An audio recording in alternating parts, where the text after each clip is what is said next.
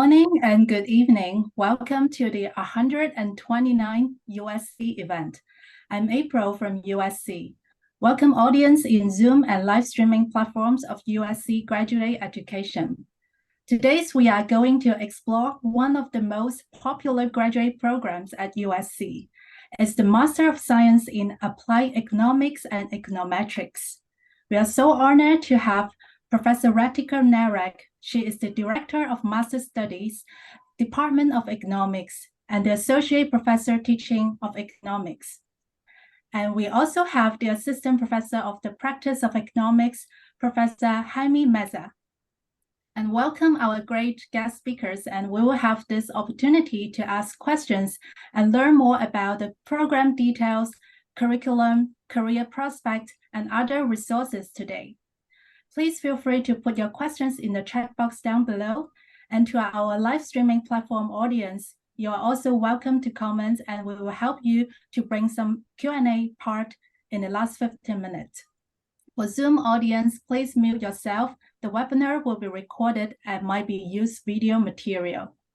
And without further ado, let's welcome our speakers. And I will pass it over to Professor Ratika.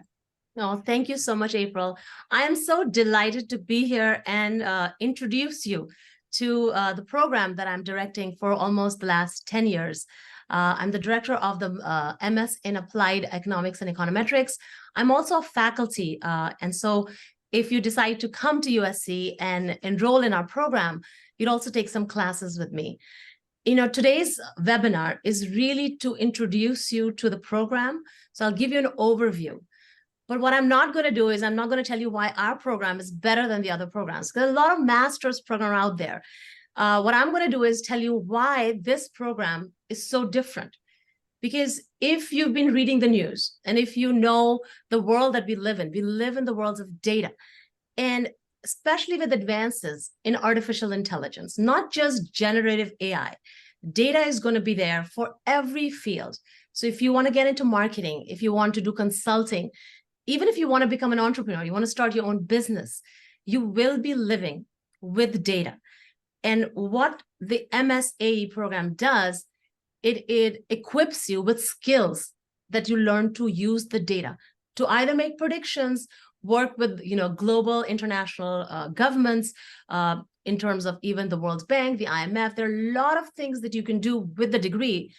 But as you are listening to me, think about what career is it that you want to have after you graduate, and why this program allows you to acquire skills. Because, when you enter a graduate program, I was your age 20 years ago. And when I came to the US, I came from India. I was a graduate student, international student, and I was, homesick. But what I did when I came to California and I entered into the graduate program is I focused on acquiring skills. It's not just the degree that matters. It's really the skills. And those skills have to be relevant at least 20, 30 years from now. Okay, so as I'm speaking about the program, I'm going to give you an overview of what our students do, the classes they take, and why the program is really, really fun. And as you have questions, like April said, feel free to write them in the chat. And towards the end, we will absolutely do a Q&A as well.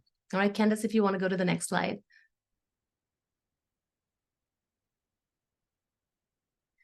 So let me introduce you to the team. We have two faculty that I'll introduce as well. So again, yes, I am the director of the program and the faculty. Before I came to USC, I worked in PricewaterhouseCoopers, Deloitte & Touche, as well as the World Bank. But I really like teaching. And so I came to basically teach econometrics. We also have Candace here, who is the newest member of our team. She's the admission counselor, and towards the end of today's webinar, she's going to focus on your applications. When you start applying, what's the cost in terms of this degree, and all the questions you have about really applying to the program. What is it that you need that'll get you accepted in the program? So Candace should be really a point of contact even after the webinar if you want to speak to her. We also have two master's program advisors. We have Alexis and Yasmin. And once you come to USC, once you get accepted, these are going to be the two people who are going to be there to support you along with me and Candace. But your advisors are really there to help you with the classes, help you have questions about how do you get an internship, how do you even, if you want to take more classes, then it's required. What are all the rules that the university has? And so your advisors are really there to guide you for, the years that you're going to be with us. If you want to go to the next slide, Candace.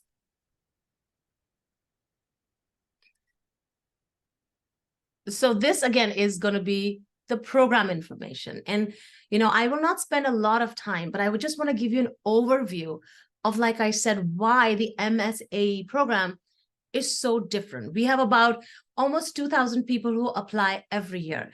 And so it is one of the popular programs. It is very rigorous in terms of the training you get. Because, when I was doing my PhD at UCLA, I didn't come to USC, I went to UCLA, but I am a Trojan now, fight on.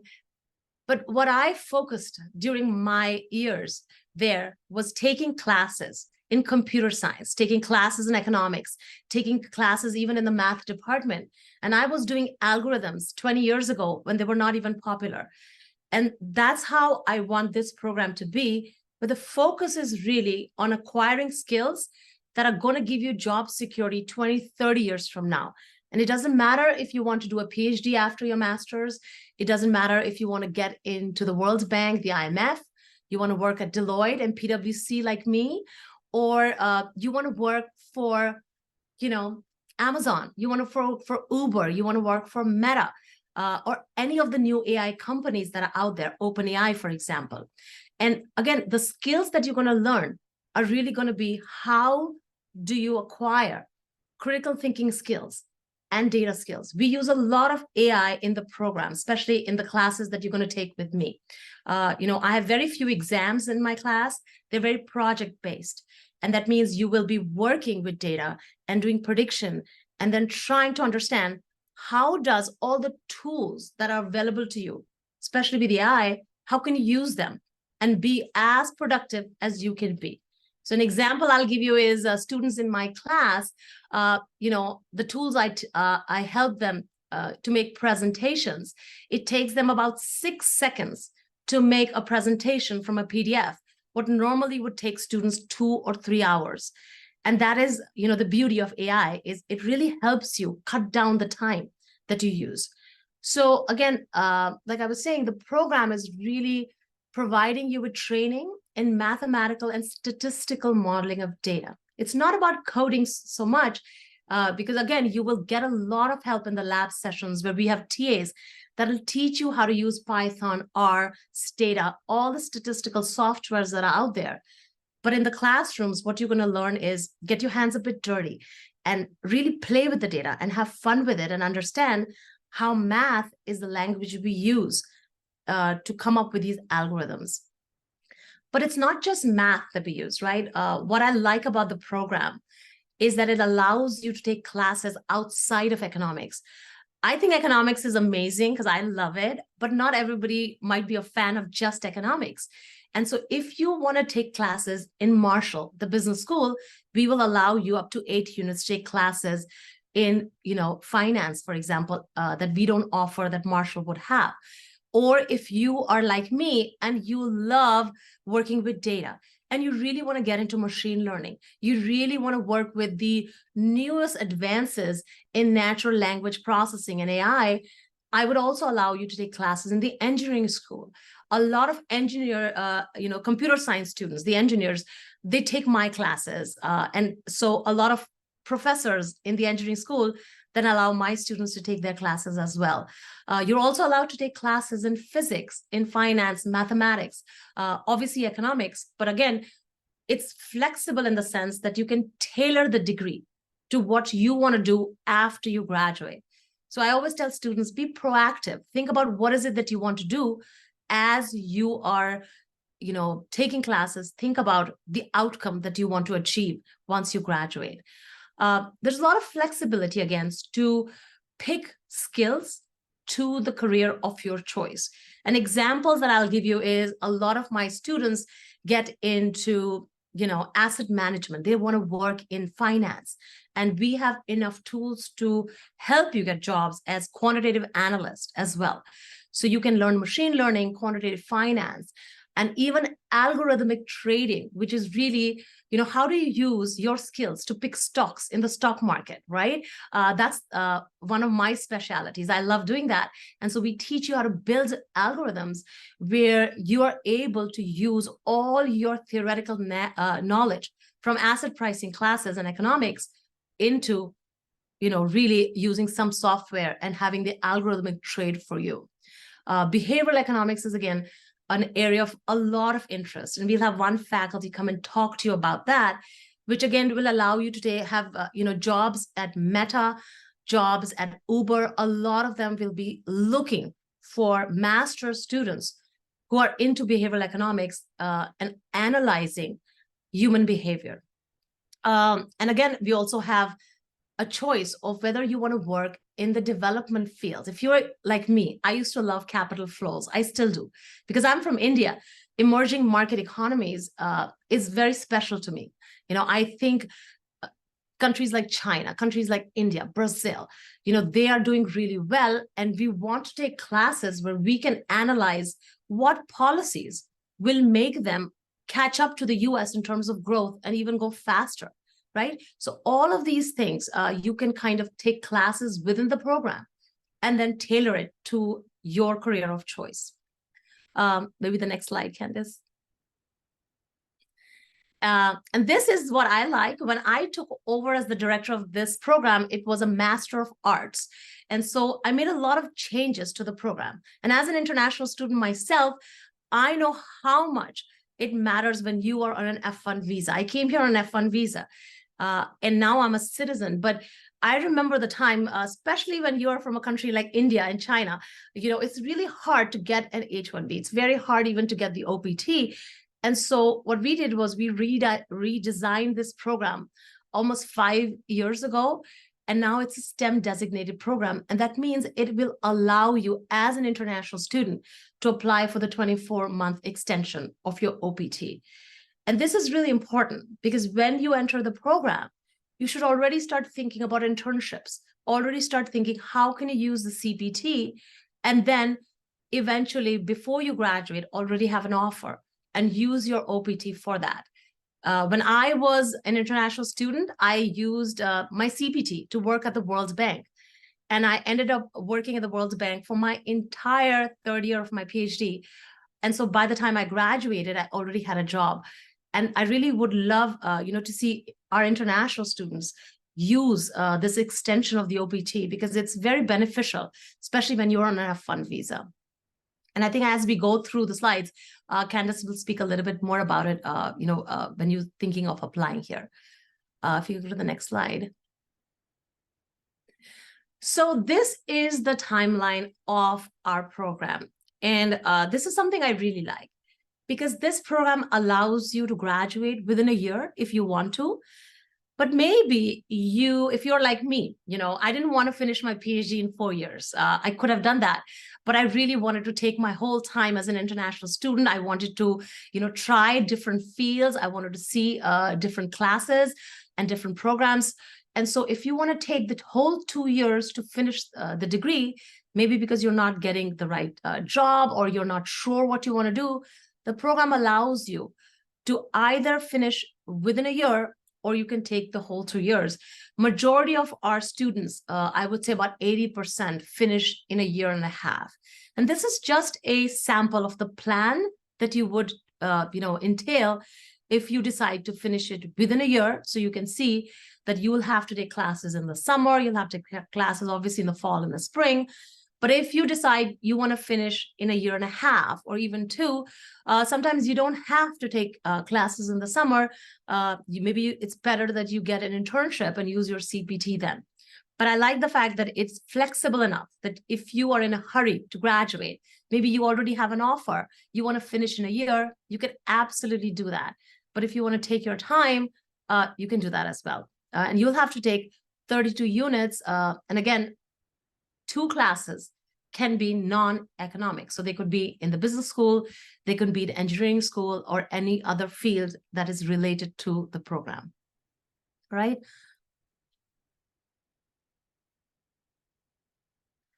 And so for me, as the director of the program, when I was like you, when I was thinking of which schools to apply to, I was sitting in India, and I had access to the internet, so I could just like Google some of the universities, look at their websites, and all I was interested was the placement, because I think the success of a program, it really critically depends on how good of a placement our students are getting. So if our students are not getting placed, then I wouldn't place a lot of emphasis on the degree. But what I like about the program is we are able to place majority of our students in their career of choice.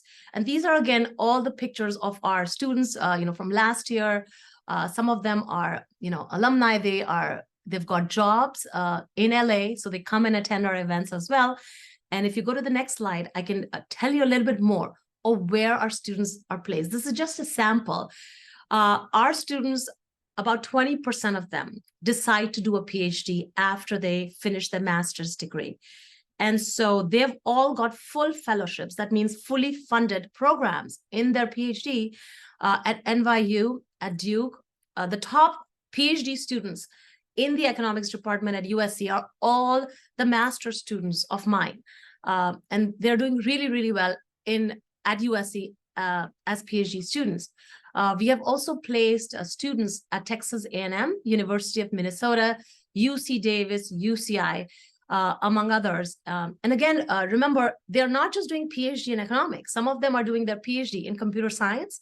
Some of them are doing PhD in statistics. And some of them are also doing their PhD in finance. And so that's like the beauty of the program, I feel, is that you take enough classes, you take enough rigorous training in different fields. And then even for the PhD, you have a diverse choice in terms of what is it that you really want to specialize in. We also have some students who decide they want to get into law school. So I'm writing letters of recommendation for a bunch of students who now want to become lawyers because they feel, especially with AI, they want to have that antitrust education they have, but also get a law degree. And that way they can do wonders in the law field. And so our students have been accepted at the University of Chicago Law School as well as Harvard Law School. And after a couple of months, I'll find out what more law schools they'll be getting into. A lot of our students also love to work as economic consultants, because this is really where there's a big need for trained economists with master's degree, where you can work for litigation firms, you can work for economic consulting firms. And so a lot of our students have been placed at PricewaterhouseCoopers, at Deloitte, in the LA office here in downtown, at the data science team at KPMG. These are, again, the big four accounting firms, but they all have data science teams now. We've also placed students at Meta, which used to be Facebook, but it's Meta now, the African Development Bank, the World's Bank, and some of the top economic consulting firms in Los Angeles. Resolution Economics, which is in Century City in West LA, they've hired at least 6 to 7 of our students. And they really, come and attend all the events that we have for our students and mentor the master's students. So, this is, again, just a subset of the placement that our international students as well as domestic students have faced. And if you have questions about it, of course, just send emails to me or to our team, and we can answer those questions. So if we go to the next slide, this is just an example. This is, pictures of my students from my class last semester, where they were doing predictions on either, the EV market. They were doing predictions on natural gas prices, on inflation, and Bitcoin.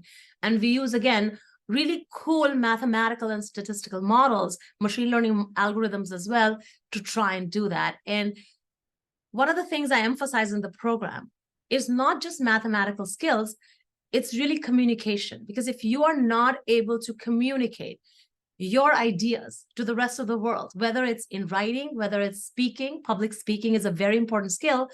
A lot of our classes, we really want to train our students to become good communicators. Because no matter how good the AI is going to be, you'll always be working with people, and collaboration, communication. Those are skills that are very, very important. And one of the emphasis of the MSAE program is really developing those skills for all our students. And again, as you can see, the 3 students I picked were, again, international students from Saudi Arabia as well as from China.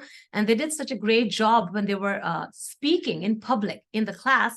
I always like to show off, the work of my students. So you can go to the next slide. These are all the events. I really believe that you should be working really hard when you're in graduate school, but I also think you should have some fun. And I love to have events for my students. If you're on LinkedIn, you can see I post a lot of, events, pictures of the students, of me, of all the guests. We have a lot of, diplomats, the Turkish ambassador, the Japanese ambassador. They come and they mentor our students. And so you can see that we also have conferences for our students where we have alumni from our program that graduated 6 years ago. They will come back to campus and they will speak to you about what skills helped them get jobs. How did they get their OPT approved? How did they even get their H-1B visa, after they got a job in the US, and how they're now getting their green card after, years of working in the US. And so all of these events are really there for you to network, build your community, with faculty, obviously, like me and the other faculty that are here today, but also with all of the students that are going to be in the class with you and the former students who've graduated that are able to answer questions and how they succeeded after they graduate. And so these are, again, a couple of things. We have coffee chats with different professors. So if you're interested in finance and you want to talk to somebody who has worked in finance, you can send me an email and I will arrange a coffee chat for 5 or 6 students, which is kind of intimate. That way you get to have all your questions answered. We have a lot of pizza lunches because my students, they love pizza. So do I. I've become American now. And so we have a lot of events where you will just sit and talk to faculty, eat some lunch, but also get all your questions answered. And if you can go to the next slide, Candice. So now I'm going to talk about the tracks. And this is really the bulk of the information that you should be holding on to, because this is what makes the program very different than all the other master's program. A track is really a specialization. It's not required. That means if you are not sure you want to, specialize in a track, you don't have to. But a lot of times students, they don't know how to become a data scientist. They don't know how to become a quantitative analyst. They don't know how they're going to work at the World Bank after they graduate. So all of these different tracks are designed in such a way that you can pick and choose classes within the track. And then you get a specialization. And that way, when you are marketing yourself, when you graduate, you have your resume, you have your CV, you can actually say, I have specialized in big data econometrics, and I am going to be a data scientist at Apple. Or I have specialized in behavioral economics, and I'm going to work as a behavioral economist at Uber. And so all of these tracks are really helping you specialize in certain fields where you really want to have a career in that field. And again, it's not a requirement. So if you are, I'm not sure if I like financial economics, but I also like econometrics. Can I take classes in both the tracks? Absolutely, you can do that. What if you take class in the track and you decide, I don't want to specialize in the track. I want to keep myself a little bit more of a generalist. You're allowed to do that as well. But this is really important for you to understand that these tracks are really there to guide you. That if you want to specialize in a certain field, then you should be taking electives that are there, that are created by faculty to give you special skills that are going to be very different than other students in other master's programs. Okay, so if you can go to the next slide. We will talk first about the big data track. So this track is one of my favorites because I am a data person and I love econometrics. This track allows you to specialize in the field of machine learning and causal inference. So if you take any econometrics classes at your undergraduate level, you'll always hear people say, well, correlation is not causation. We can't say that now in econometrics. We actually have causal inference, where you have these models, these ways of testing, where we can actually take causality out of the data. And so we're going to talk to you a lot about how do you have this interplay between causal inference and machine learning algorithms working with big data sets. A lot of times when you take classes with me in this track, I teach time series econometrics. I don't really care if you're working with a big data. For me, quality of data is way more important, especially in finance, than it is on the quantity of data. And so this track is really important if you want to work as a data scientist, if you want to work as a data analyst. Again, the jobs that our students have been placed in are really in data science teams. And I also sponsor the students for AI conferences within the US. I'll fund it for you. So I'll pay for the registration fee for you so that you go and network with the data companies. But remember, these are not high-tech companies. It's not just Google, and this is not just Apple that is going to hire you. All banks have a data science team. JP Morgan will hire you. But not just that, Walmart will hire you. So you can think of any company that you want to work with. One of my students is applying for, he loves Formula One, right? Race cars. And Formula One is now looking for data scientists. And so if you're into sports analytics, you like, things like how do we forecast statistics of, say, baseball players or basketball players, well, you can use this particular track to get a job in data analytics and sports analytics as well. The elective classes that you'll be taking in the tracks, again, is going to be the big class, which is big data econometrics, that one of our top econometrics Professor Timothy Armstrong, is going to be teaching.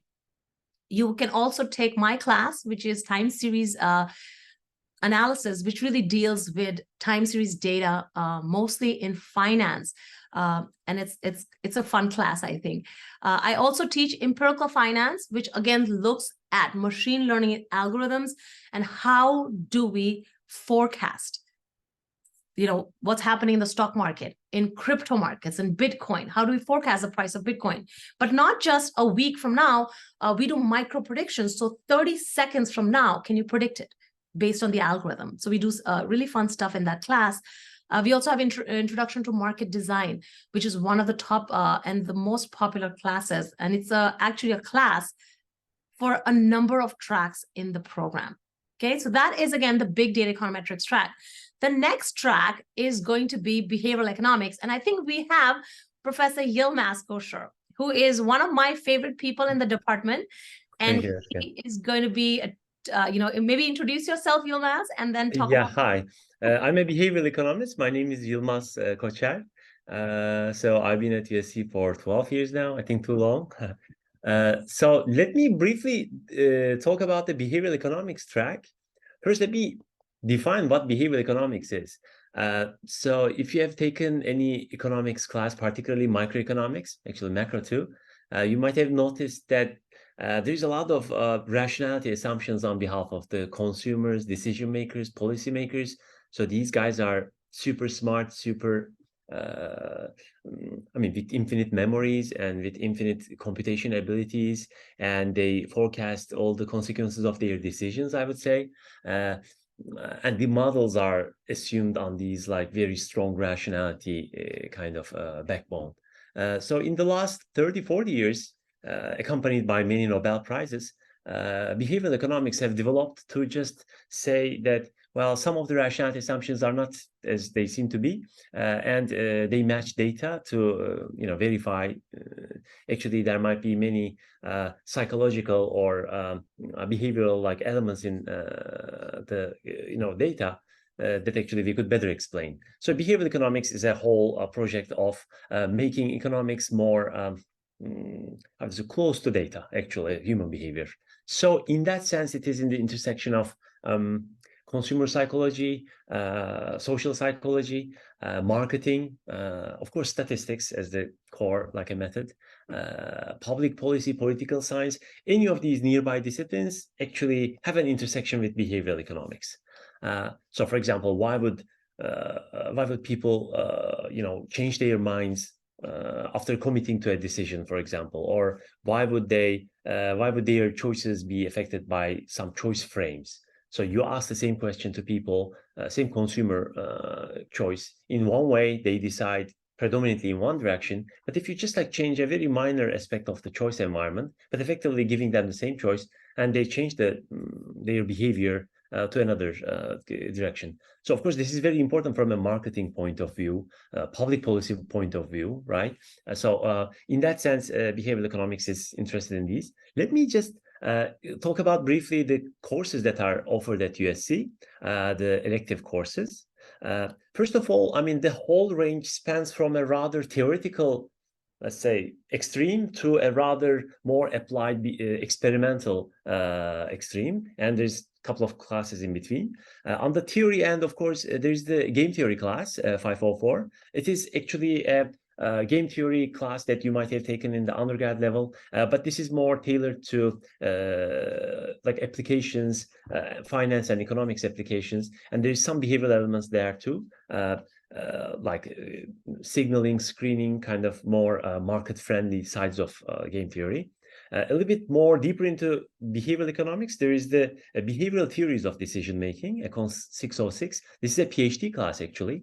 By the way, there is behavioral economics I think is particularly strong at USC. Isabel Broca, Juan Carrillo, Giorgio Coricelli, there are brilliant, very well-known researchers in the field at USC.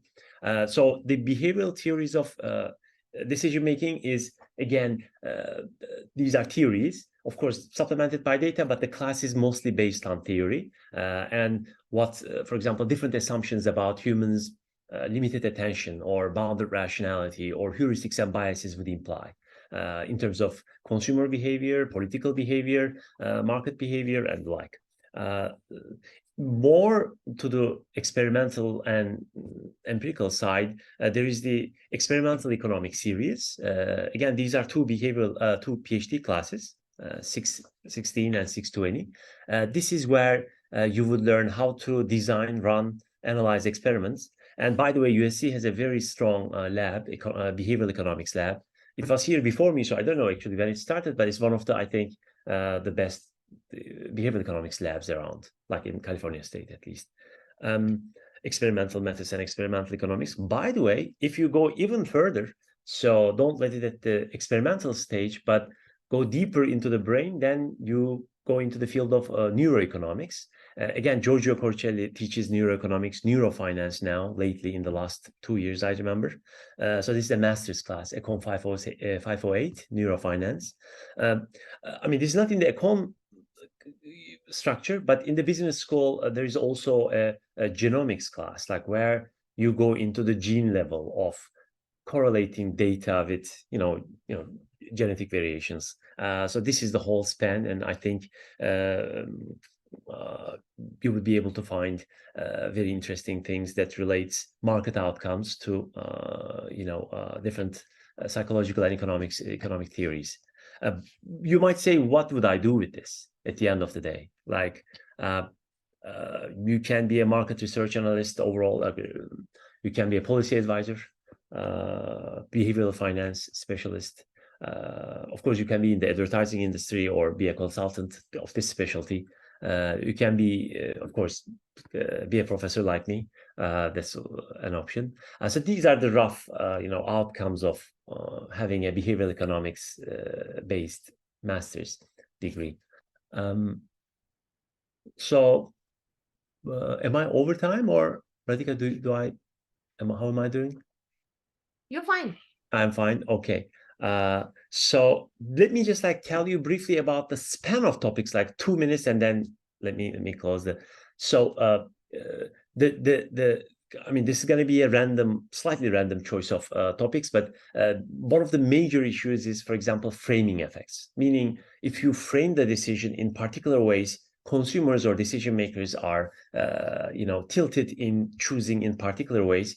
And given that, in a very aggregate way, you can affect people's decisions, people's decisions or variations left and right do not cancel out, but they particularly diverge in a particular direction, then of course, this has huge importance in marketing, selling something, or making political decisions. So this is one center, like reference dependence, framing. Similarly, on like limited attention models is very popular these last 5 to 10 years. So there's a lot of experiments around on that. So if people have limited attention and they consider only a subset of the choice space, for example, how should we design the choice environment? So this ties to a relatively bigger literature called the choice architecture and nudging. In Britain, there's the special nudge team to the prime minister, actually. So this is rather popular these days. Roughly, the idea is, suppose you are going to give healthy lunches to high school kids, and you want them to have healthy lunches, but you don't want to constrain them and say, hey, no potato fries for you guys. But instead, you want to design the choice environment in such a way that they would be more tempted to first visit the carrots and the fruits and the vegetables, So changing the choice environment, designing it so that the ultimate decisions are maximizing social welfare in some sense, in some well-defined sense. So that is a huge literature in itself. Another point is information processing, particularly for financial decision-making. I mean, there are many examples that actually this is the behavioral finance about, where people do not process information efficiently. They overreact to small, minor information. They underreact to very important information. All sorts of heuristics and biases are around. They can anchor their decisions to some completely irrelevant feature of the environment. So there are, so for every bias and heuristic and cognitive problem that you might have heard of, there is a market policy consequence of that, and figuring this out, testing remedies is the name of the game.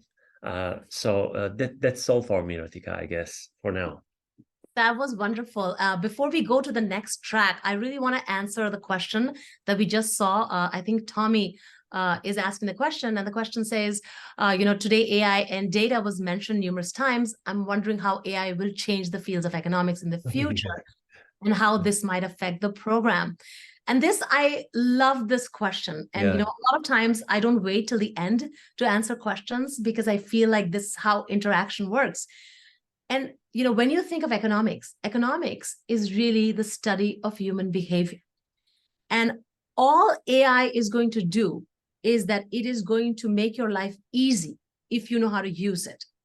But I don't think it will replace the creativity of your brain. And that means critical thinking skills are going to be even more useful. And I don't know if you're like me, but I love TikTok, right? So why is TikTok so amazing? It is the algorithm that is there, and it is the recommender system. When you go to the For You page, it gives you amazing recommendations. And that has to do with what we teach in the class called conformal prediction models, right? And what Yilmaz, Professor Kosher, was talking about with biases that you learn in behavioral economics, they are inherent even in the AI. And so I don't think AI is going to replace economics in any way. But when you look at the older way of thinking, when you think of Keynes, when you think of Schumpeter, right? This is economic history, which I think is very important. Economics always is about the art of creative destruction. And that means innovation is what drives economies. It's what drives growth.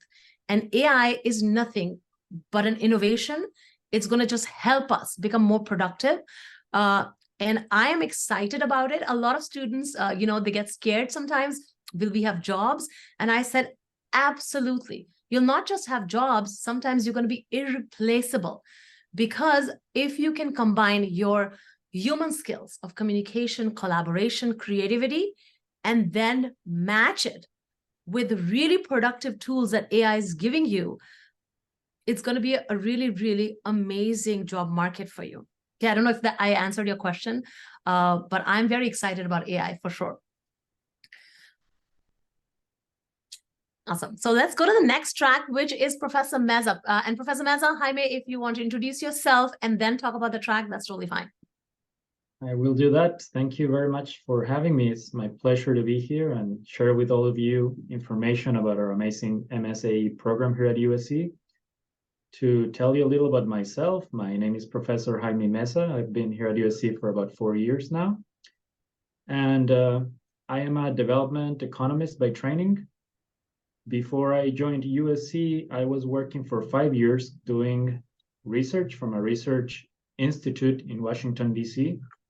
And a lot of the work that I did was contracting research. Basically, I was working as a contractor, providing research services to the United States federal government and also to very large multilateral organizations such as the World Bank, Millennium Challenge Corporation, UNICEF, and some non-governmental organizations, among others.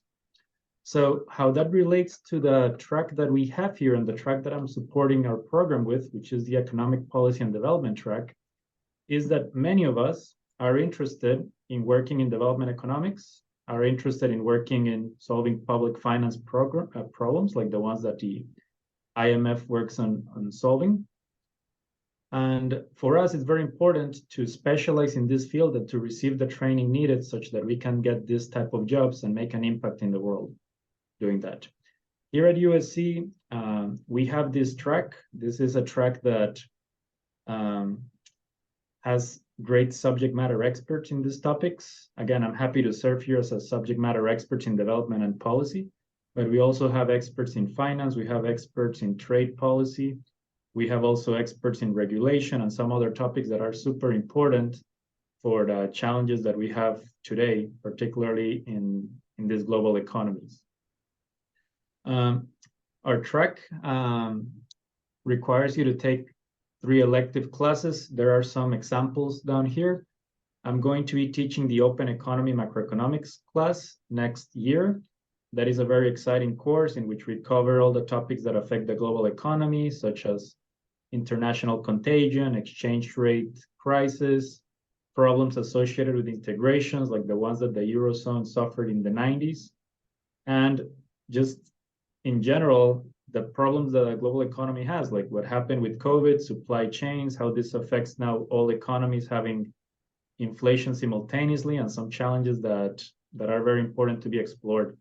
We also have international finance classes, applied trade policy classes. We have experimental economics classes, and we also have an economic development class. So all of these are offered for you guys to specialize in this. If you plan to do so, and again, we give you here all the tools to do so, you're going to have a very good opportunity to get a job at large institutions that are very attractive to economists. Here we're listing some. Could be World Bank, IMF, the International Finance Corporation, the different regional banks, such as the Inter-American Development Bank, Asian Development Bank, for example. And this puts you in a very good place to go for this type of jobs. I was lucky to specialize in doing this, and I still now collaborate with these large organizations. And as the world evolves, these type of organizations are always going to be tackling new challenges. One challenge that is related to what Tommy just asked in a question has to do with AI. AI now puts the International Labor Organization to have to move to figure out how to support labor's rights worldwide. So this is then transformed into a lot of public policy that different countries have to start implementing to see how to integrate AI into their economies, right? And this type of challenges are things you cannot fully prepare for.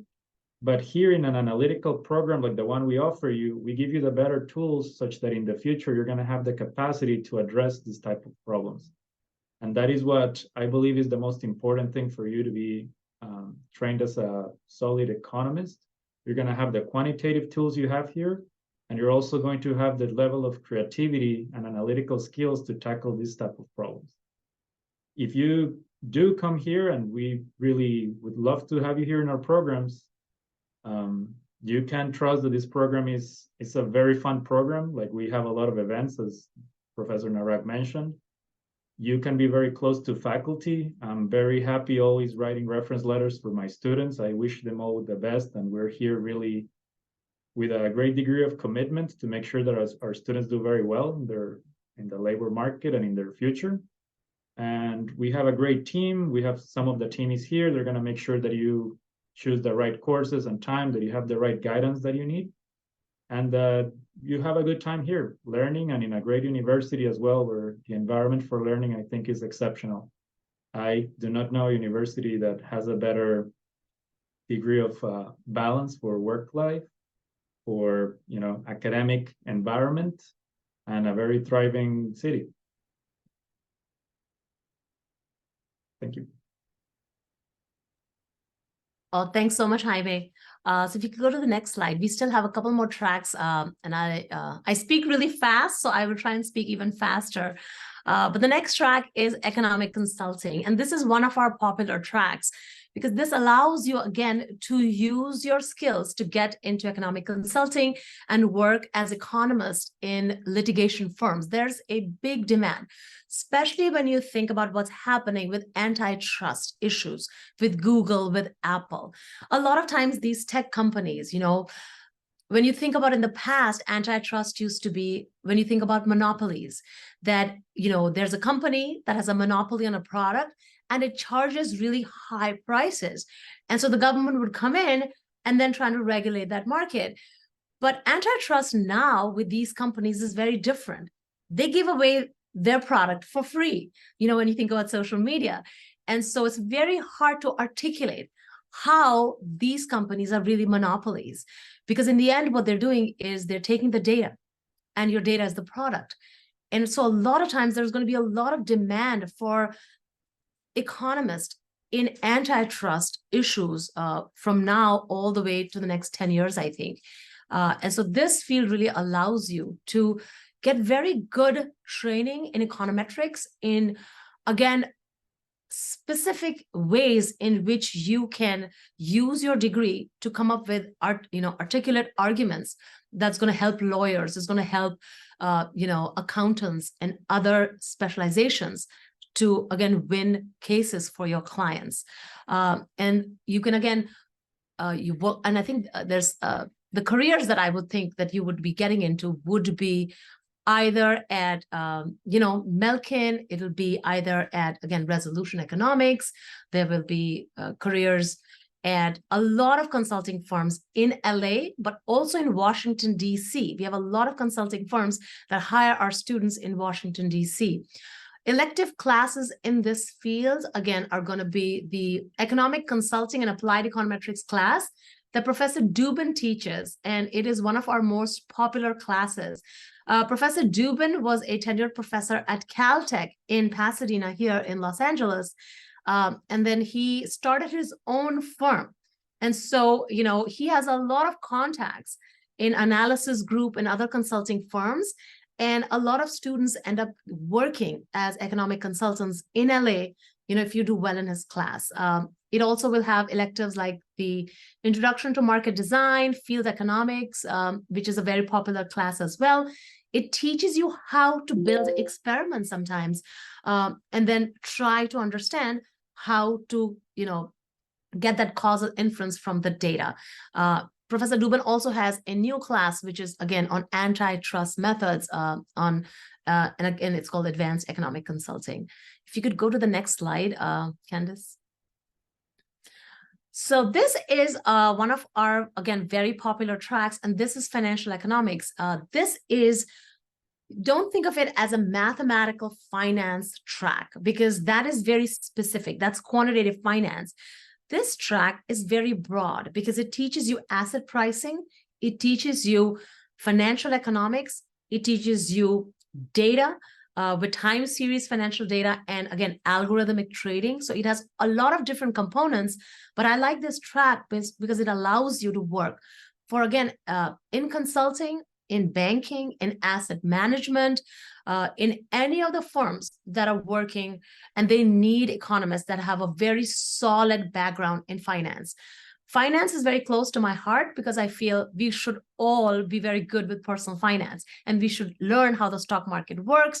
We should learn how the bond prices are, going crazy now with newer data that is coming out in inflation, right? So we have all these different aspects in macroeconomics that impact the financial markets. And so this track really allows you to have careers specializing in finance, but on various different areas within finance. And I really like it. It also has one of my favorite elective classes, which is empirical finance and neurofinance. Neurofinance is taught by Professor Corcelli. Students seem to really like his class. And he's really, really nice. He comes to all the events. He mentors the students. And that's a really good class. We also have Foundations in Financial Economics as one of the classes in this track. And that is the class where you learn how to price options. How do derivatives work? What is the Black-Scholes theorem, right? And once you learn that, you'll come to my class, which is empirical finance. And then I'll show you why the Black-Scholes theorem does not work with data. It's not a good model. It's a very good theoretical model. It gives you closed form solutions. But when you start working with actual data, and the data has a lot of issues with it, where we have extreme events happening because the data has fat tails, statistical properties of the distribution, you'll kind of see how different classes will teach you different things. And then you'll get very applied skills when you start applying those models to actual data. So this is like the last track that we have. If you want to go to the next slide. And now I will hand it to Candice, who is our admission counselor, and she's the one who will be really reviewing your applications as you apply. All right, Candice. Hi, good to meet everyone today. So hi, everyone. My name's Candice, and I'm the admission counselor of MSAE program. Now I'm going to walk you through the admission informations and attending USC. So first of all, the program for requirements. So since our MSAE program, as Radhika says, it's a very quantitative program. So we do expect applicants to have a solid foundation in economics, as well as extensive mathematics background. So which means that we'll be looking for applicants who have taken at least a year of calculus and a semester of statistics. And we strongly encourage applicants that have taken intermediate microeconomics and intermediate macroeconomics courses prior to applying to the program. Some students might ask me, what if I only take a semester of calculus and never take up statistics? My answer will be you can still apply, because we will be reviewing your applications based on multiple components, even though you might have, let's say, a slightly less knowledge on math, but you might be a very good learner in statistics, or let's say economics. So you'll definitely be a competitive applicant. Yeah, and if I could just pitch in, when we are looking at your application, we're looking at it from a very holistic point of view. And so I've had students who are engineers that never took any econ, and we accepted them in the program, and they did really well. And so all of this is just a guidance. It's not something that says you have to have that. For me, I'm looking for quantitative skills. It's like learning how to ride a bike. So if you've ridden a bike in high school, maybe in undergrad, you've done that, and you haven't done it for a while, you'll pick it up again. We will have you go through mathematical reviews, statistical reviews in all the classes. But this is just a guidance of what is it that will make your application stand out. Thank you, Radhika. So now I'm going to move on to the cost of attendance. So this is just like a estimation of the tuition that you will be paying if you got accepted to USC. So as of now, it will be $2,244 US per unit.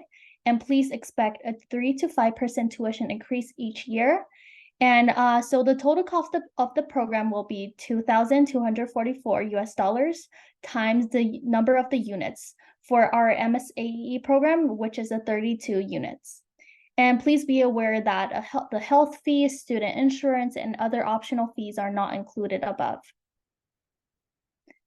And next slide. So this is the most important thing. So admission requirements. So we will be looking for 5 components. Most of the students will be submitting 5 or 4. So let's see. The first one, the statement of purpose. So this is the typically 2 pages in length, double space, and to write about your interest in economics. So probably just where do you see yourself in economics field? What brings you into the economics field? And why do you want to attend our MSAE program? And secondly will be the GRE scores. I know as of now, a lot of schools, they waive the GRE scores, but unfortunately for our program, GRE is required for the fall 2024 admission cycle. And we do have a minimum score will be quantitative 151, and the verbal score will be 150. So as Radhika says earlier, if you didn't meet these scores, you can still apply. We'll consider other components. Number 3, transcripts. So all applicants must upload all your materials into the USC online application system. And please see the transcript information on the USC graduate admission website later. So the transcript means that we will need to see all your previous degrees, which is the bachelor's degree official transcript, into the USC system. So if you do have an official transcript copy on your hand, you can just go ahead and submit it to the USC online application system. If you don't have it, you can just submit your unofficial transcript for now, and mail or email your official transcript to the USC graduate admission website, and they will be the one that's reviewing it. And number 4, 3 letters of recommendations. So they can be uploaded on the online application system, and we would like to see at least 2 of the letters be from academic references, which means that 3 total, and we would prefer to see 2 of them will be from either your professor, your counselor, somebody that knows your background very well from an academic basis. And at last would be the English proficiency requirements. This will be the requirements that is mandatory for all international applicants. So we would accept both TOEFL and IELTS examinations, and both these test home editions are acceptable for the 2024 admission cycles. And please notice that if you want this to be waived, you at least need to have all 4 years of your bachelor's degree completed in all English speaking country, or Radhika, what is the other one again? What's that? The waiving the English proficiency. Yes, so if you are coming for a country like, say, Australia, and where English is a language you've been speaking a lot, you can absolutely send an email to Candace and me, and we will then go through the process of waiving that, right? But again, there are certain countries that are exempt, and if you have specific questions on that, you can absolutely email Candace. One thing I want to say about this is, when you're looking at all these components of your application, the most important component when I'm looking at an application is really number 4, which is your letters of recommendation. So if I have a candidate that has a low GPA, or didn't do well in the GRE, I always think maybe you just had a bad day one day. But if I have a professor saying, this is one of my top students, this is somebody who has done really well, and, due to certain circumstances, it explains the low GPA, it explains the low GRE, that is a good thing to have in your application, right? So as you're going through this, make sure that your transcript is really about the quality of classes that you've taken, not just focusing on a number on the GPA, right? Because that is, again, a filtering device for us. Even the GRE is a filtering device for me, but I really look at the whole application. And that's why, when we review applications, it takes time. We don't use any AI in reviewing these applications, because I always believe each application has something to say, right? They're also going to be the letter, your statement of purpose. We want to see, why are you interested in applying for our program? Why are you interested in USC? Tell us what is, personal about this application, and that'll really give you a big heads up, right? And if you can see in the chat, I think Alexis is sending something which might give you a little bit more guidance as far as your English proficiency requirements are concerned. Thank you, Alexis. Thank you, Alexis. So let's see the next slides. So please apply now. The next available term will be fall 2024, and our application is now available. So all applicants must apply through the USC online application system located at the gradadmission.usc.edu. And applications for fall opens November 1st and are due April 30th, 2024. Completed applications must be submitted no later than 8:59 p.m. on the deadline day, without exceptions. And all application materials, please be aware of that. We will only count it completed as long as we received all your official test scores and letters of recommendations. And we must receive everything by the deadlines. And we do not accept paper applications. And so please apply. And now we're gonna wrap up our session by a Q&A session. So I would like to invite Radhika and other professors to jump in. Yes, and even with the application, remember it's on a rolling basis. So as you apply early, you'll get your decision pretty fast, and that way you can make up your mind. If you can go in the chat, let's see, there are a lot of questions I see. So I'm looking at Benny's question, and it says, with regard to a consultant job, how big nowadays is this kind of job related to economics? It's really related to economics. Again, like I told you, for consulting, especially in litigation firms, especially with antitrust issues, there's a big need to hire students that are trained in econometrics and regression analysis, who understand causal inference. And these are very, they're not very complicated techniques. They've been around for a while. And if you take Professor Dubin's consulting class, he actually has case studies where he'll show you how he used certain econometrics techniques to win cases against really big companies for his own consulting firm.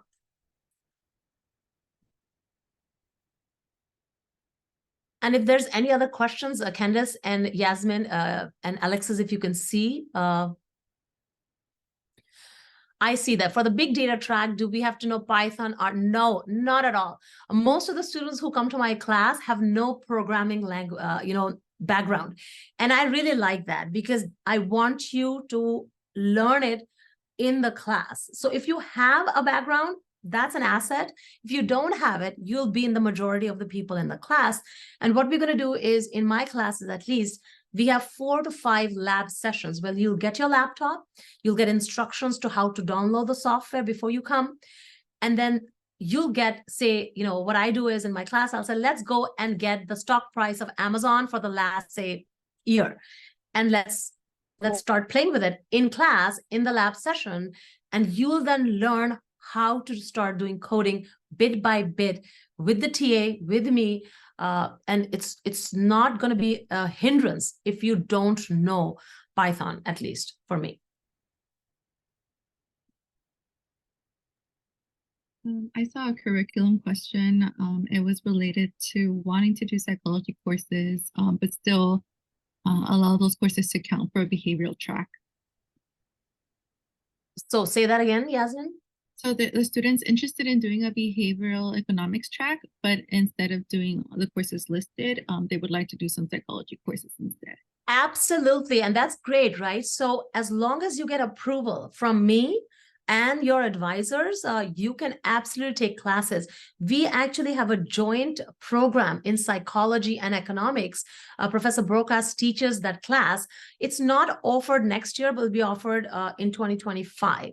And so that's a great class, because it's co-taught by one professor from the psychology department, and then half of it is taught by Professor Brokas. And if you're interested in that class, or interested in maybe taking a class in the psychology department, you can get approval. You're allowed to use 2 classes outside of econ as an elective, as well as for the track. So hopefully I answered your question. Yeah. So if you see any other questions, if students have, let me know. I can't see anything else. For my side, I've got questions about the prerequisite courses. Just now we mentioned about the statistical math background, and how about there are other prerequisite requirements about the macro and microeconomics courses. And if I just take like intro level or macro and macro courses, What is your advice? Should I take it before I start my master's program, or I can take some online courses like the platform Coursera? Will it be accepted for my application? So Coursera for me is a good asset, and you can always order those classes. They're free, so you can absolutely sit in and take those. But for your transcript, we will really look at the classes you've taken at your undergraduate institution, right? If you have a certification in something and you want to add it to your application, that's fine. But remember, if you don't have microeconomics or macroeconomics, or you've taken some classes in math, but you don't have a very strong background in linear algebra, one or two things that you don't have, it's not going to be a hindrance. You don't have to take extra classes in order to apply. If you have taken some classes, maybe one class in econometrics, taken one algebra, you know what calculus is, you can take a derivative, apply. That's totally fine. I'm not looking for high level proficiency. We will train you. What we are looking for is potential. Do you like math? Do you like economics? Do you want to get into this program? And will you succeed? And we will then absolutely review your application then. Thank you. And another question from audience asks about like how many students are in each track, generally like for every year. All right, so I can answer that. The most popular track is our big data econometrics, consulting, and financial economics. And as students get into the program, I'm hoping they also, especially with Professor Kocher teaching in our program, he probably will get into behavioral economics as well. You can send an email to either Candice, and you'll have their emails at the end of this presentation as well.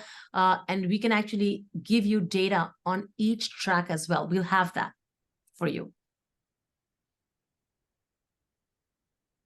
Thank you. And I received many questions, and since about the time and from the live stream, I got one question that is reflects on the questions from Zoom. That is, Professor just mentioned there are 8 units from other college course we can take. So like Viterbi School and Marshall School. And how about Thematic Arts School or Public Policy Prize School, like in Zoom? The students ask, like if they are interested. Yes, absolutely. You can take classes in the political, international relationships. Again, what I would urge students is find a class at USC that you're interested in, get the syllabus. Let me look at it. If it's related to the degree, you can absolutely take it. We've had students go to the public, again, POIR, the International Relations Department, take classes there. They've taken classes at Annenberg as well. There's a class on data analytics and marketing they wanted to take. I would allow that as well. But it's on a case-by-case basis. Certain classes we know are very related to the degree, and it's very easy to grant approval. But for other classes, I always like to look at the syllabus, and then we can approve it. But you can absolutely take classes in any department at USC as long as you get approval from me. I want to answer one question that Betty has written about ageism in entering the career path. And not at all, because, this is the thing about working with data. It's not about your age. I'm pretty old, right? I'm still relevant, and people still give me job offers, right? And the reason is because my skills are up to date. I am still learning at the frontier of research. I'm not doing a lot of research, but I always read papers that came out like 2 or 3 days ago, and I'll teach it in my class. And I'll give you an example. The chair of electrical engineering, he sent me an email today, and he said, I'm doing this paper on brain waves, and I really need this help with math. Can you, do this work with me? And it's okay to not think, oh, I'm going to switch careers. Am I old enough? Absolutely not. As long as your skills are relevant, you're going to be fine. And you can switch careers. I switch careers. I love non-linear stuff in life, and careers have to be non-linear. That means you should be able to switch departments fields, as long as you have skills, you're going to be okay. And in this program, I really put emphasis on what I call as transferable skills. These are skills you can take from job to job, fields to fields, because these are skills that are relevant in all fields. Okay?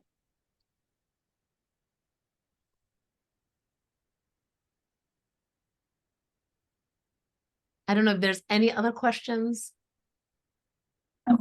And one last question from my side is, I want to apply for a PhD in the future.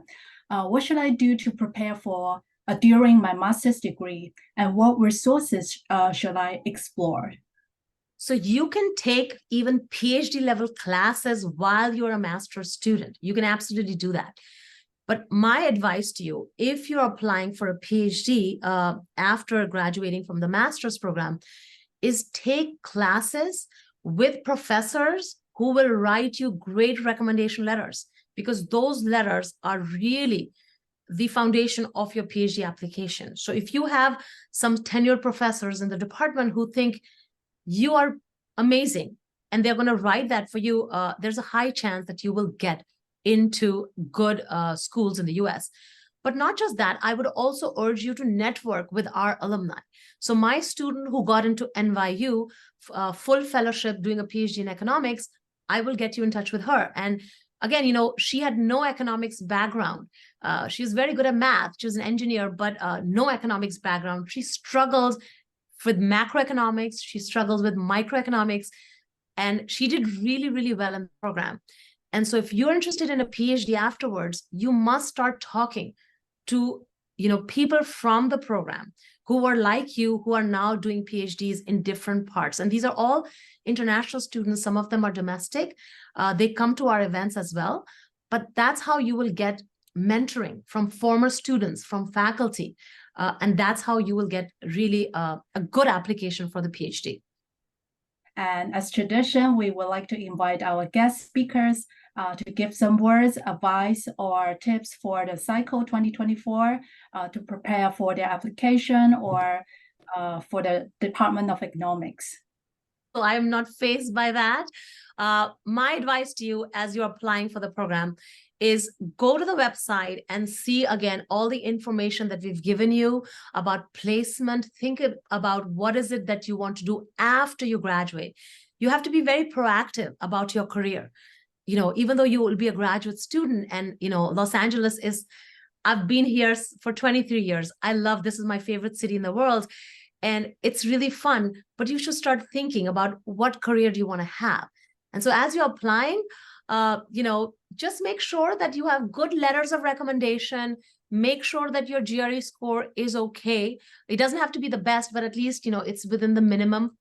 It's really the quantitative section that I really look at. So make sure that the quant section looks good. Again, on the transcript side, make sure that you're listing the good classes you've taken, because we really look at that. And other than that, again, it's the essay. Tell us why you want to come to USC. We love students. Like I told you, I am a Trojan now. I've been here for 10 years at USC. I want to see, why do you want to come to LA? Why do you want to come to USC? What field are you interested in economics? Is it data? Is it macro? Is it, you want to work on emerging market issues? Something that's personal. And I'll give you an example. When I was a graduate student, when I was applying, I loved financial crisis because I was from India. And I saw all the Southeast Asian economies that collapsed during the Southeast Asian crisis. And so in my essay, that's what I wrote. That's what I want to study, right? So make it a little bit personal, and that will make your application stand out. Good luck. Thank you, Professor. And how about professors from other tracks that introduce us? Yeah. I have a okay, I'm unmuted. I can say, just to USC or anywhere else, I would suggest to check as best as you can, the professors' websites and maybe their research or what they are doing, what they are teaching, what is being published from the department, what is particularly for the people that, that they are taking classes from, or, that might be a good idea. And also submit everything, applications on time. Like that's also very crucial because there's a timeline of the offers going out. So make sure, give some due time for the applications to, and similarly for reference letters to be submitted to us. Just as concluding remarks, again, it was a pleasure to be here. I would suggest you guys start your applications early. That's definitely going to help you. Don't leave it until last minute. We look forward to receiving your applications and eventually having you here. This is, again, a great university, a great place to make good networks and good connections. And wish you all the best. It was nice being here in this meeting. Thank you. Thank you, Professor Ratiker, Mazat, and Professor Kozer.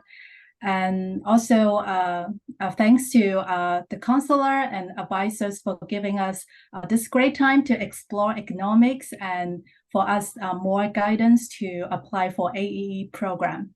And to our dear audience, for those who need further inquiry about USC, you can reach out us anytime.